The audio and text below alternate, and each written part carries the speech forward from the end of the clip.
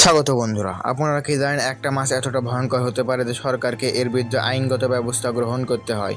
হ্যাঁ, আজ আমরা জানবো এমন একটি মাছের গল্প যেটা দেখতে সাধারণ হলেও এর ভেতরে লুকিয়ে আছে ভয়ঙ্কর এক সত্য।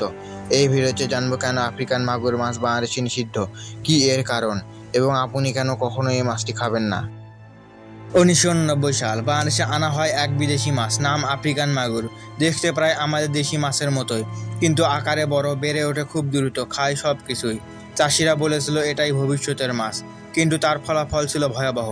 এই মাছ চাষে লোকসানের কোনো সুযোগই ছিল না। একটা পুকুর কিছুদিনের মধ্যেই মাছে ভরে উঠত। কৃষকরা খুশি, বাজার ভরতে সস্তা মাছ দিয়ে। সবার মনে তখন একটাই কথা, বাজারের রাজা আফ্রিকান মাগুর। কিন্তু সমস্যা শুরু হয়েছিল অজান্তেই। এই মাছ ছিল হিংস্র। একটা পুকুরে এই প্রজাতির কিছু মাছ ছেড়ে সেই পুকুরে থাকা অন্যান্য ছোট প্রজাতির মাছকে এরা খেয়ে ফেলতো। এরা রাতে গর্ত ঘুরে ওপরে উঠত, পুকুরের বাইরে ঘুরে বেড়াতো শিকার খুঁজতে। এরা একটা এলাকার জীব বৈচিত্র্য সম্পূর্ণরূপে ধ্বংস করে দিতে পারে। চাষিরা এই মাছের খাবার হিসেবে ব্যবহার করত পচা মাংস, মৃত পশুর শরীর, এমনকি প্লাস্টিক। এই মাছ খেলে শরীরে জমে ভয়ঙ্কর রাসায়নিক।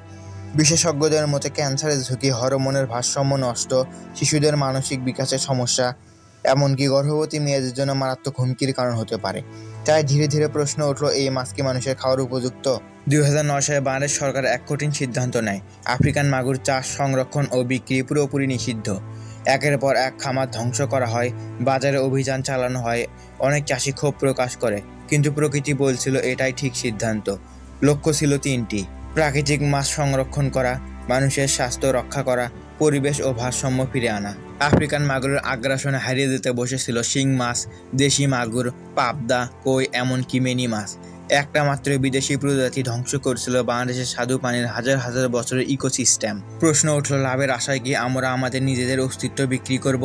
এখন সরকার ও গবেষকরা উৎসাহ দিচ্ছে দেশি মাগুর চাষে। চাষিরাও ধীরে ধীরে ফিরে এসেছে নিরাপদ বিকল্পের দিকে।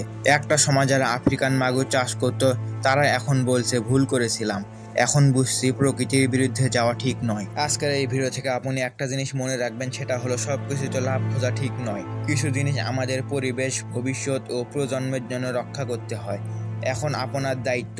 এই তথ্য বন্ধুদের জানান, বাজারে এই মাছ দেখলে সাবধান করুন, প্রয়োজনে সংশ্লিষ্ট দপ্তরে অভিযোগ জানান।